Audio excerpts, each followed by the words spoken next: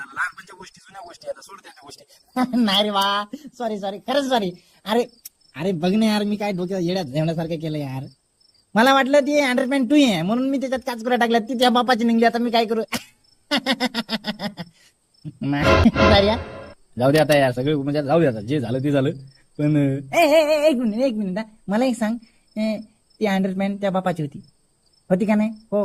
हा मग त्या माईच्या अंकस काय खाजू लागलं? जाऊ दे ना, ते काय नाही नाही नाही, सांग सांग, कस काय खाजू लागलं? अरे भाऊ जाऊ दे ना, कशाला डोक्याला ताण द्यायला. अरे नाही, सांग ना. जाऊ दे म्हणलं ना, 17 वेळा तेच विचारायला लागला. सांगू का तुला? त्या अंडरपॅन्ट त्या बापाची नव्हती, मामाची होती.